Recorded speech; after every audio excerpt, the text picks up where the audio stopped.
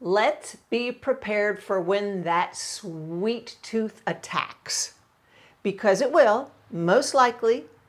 And I want you to be prepared with techniques and with foods that you probably already have in your refrigerator, with natural foods, a carrot, an apple, and a sweet potato, because they all have fiber and nutrients attached. And with the baking techniques I'm going to tell you about, it helps to really caramelize and enhance the natural sweetness. So, first one, a carrot.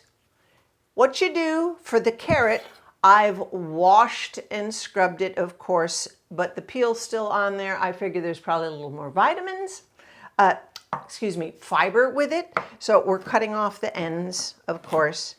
And the way to cut this is in coins, it's called. So straight across. And I'm cutting them fairly thick because the idea of this snack is for them to be like, you can use a toothpick for them to pick it up and eat. It's real easy to spread them out on a baking sheet. So here we have carrot coins, putting them in a bowl with some more that I already have. And all you do is a little bit of olive oil, extra virgin olive oil, not much, just a coat.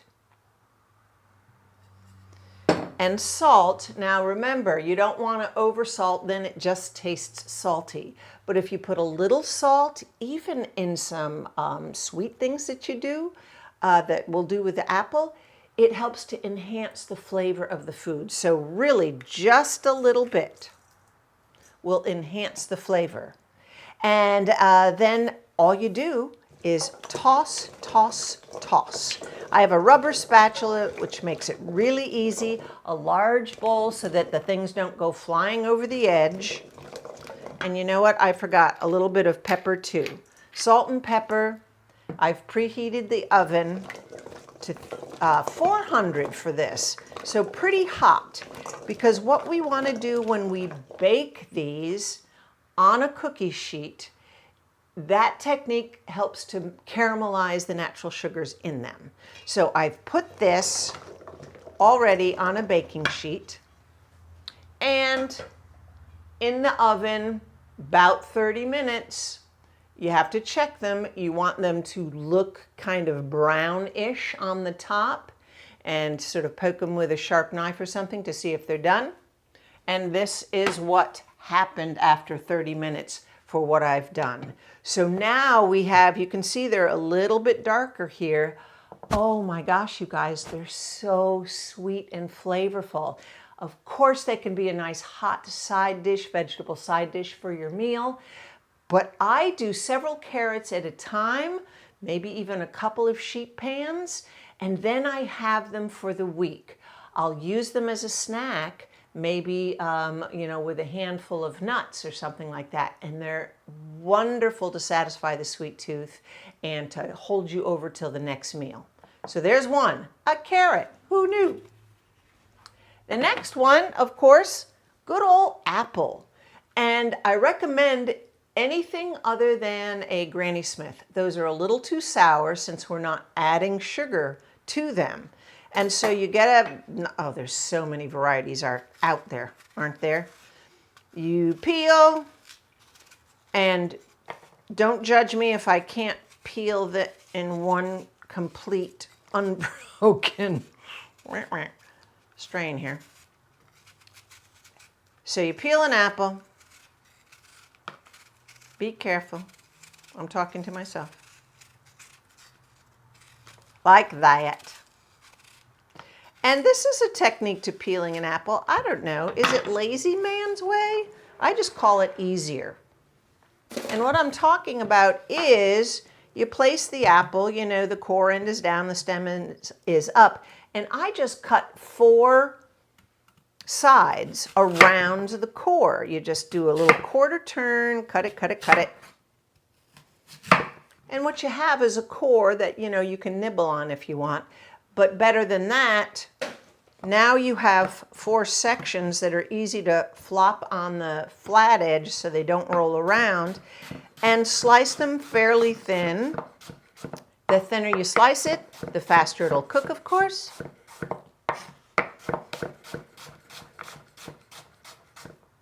So what do you do with it?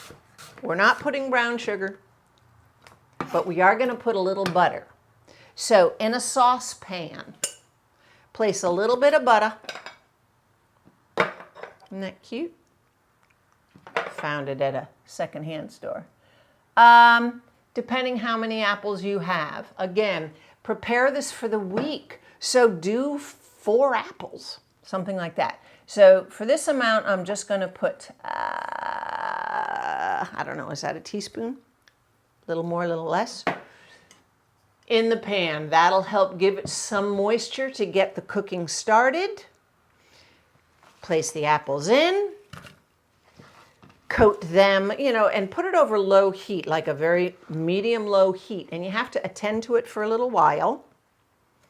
And once that simmers or melts and you're tossing it and it's starting to soften, then you can literally add water. We're not adding any juice, even though you could do some apple juice a little bit. That does increase the sweet level if you need to. That's fine, but a little juice will go a long way. But I do this even with water. A side note here, you can add a handful of raisins, which of course will increase the sweetness. Here's a note on dried fruit. Dried fruit is fresh fruit that has been dried. All the natural sugars in that fruit, whether it be a plum or a grape, it intensifies, it concentrates the sugars, so a little goes a long way. So maybe a tablespoon or 2 of raisins in here would be plenty, right? So we just put this on a low heat, stir it, add water, watch it, stir it again until they're soft enough for you. And the end result is this. But what it didn't tell you is we've added cinnamon at the end of cooking time, because cinnamon just is always associated with a dessert, isn't it? So it kind of tricks our brain into thinking, ooh, this is more desserty than it really is. An apple simmered with a little butter and water. So a little bit of cinnamon makes us feel like we're having a dessert more than we are. So this is a softened apple. This is how they, reduce apples to make applesauce. But this is your own homemade. This is wonderful with some chopped toasted pecans or walnuts on it. Sometimes I'll put a little bit of half and half or a little bit of real cream on it. A little bit goes a long way. We're not worrying about the natural fats here. We're worrying about the added sugars. So here's an option for you to use. The third is, well, this makes sense, doesn't it? A sweet potato. This just came out of the oven, a little bit hot. A sweet potato in a 350 oven, depending on the size, for about 45 minutes to an hour. If it's a big potato, maybe a little longer than that. Please bake it. That's what caramelizes the sugars and makes it even sweeter.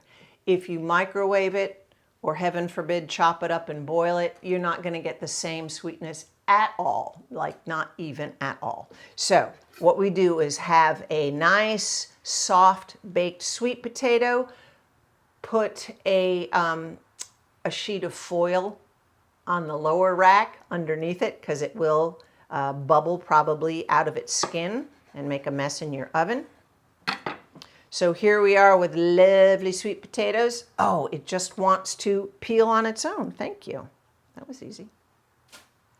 Doesn't usually happen. I usually have to fight.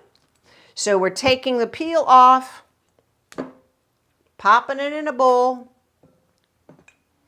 You can add a little butter here if you would like. Again, the butter will help, the fat helps us to feel more satiated, and it helps us to stay satiated longer towards our next meal. Certainly this can be a side dish, but I'm thinking in terms of snacks for when those, mid-meal little sugar urges come. So we have this. You can put a little bit of butter in it, but the key ingredient, once again, is cinnamon. So I'm going to sprinkle just a little bit, not much. And if it's cooked soft enough, then you have a fork. Will do the trick. Mash it all together. You could put a couple of drops, depending how many potatoes you have going here. A couple of drops of vanilla, so that makes it a little more dessert-like, like the cinnamon does. And honestly, when my kids were young, I would bake several of these potatoes at a time. Yes, it would be a hot side dish, but then they'd be in the refrigerator and they would know they could go in, take the potato, peel it, and they'd walk around the house eating it like a banana. That's healthy. They had a very healthy start, I must say. So here you have it. It's really delicious.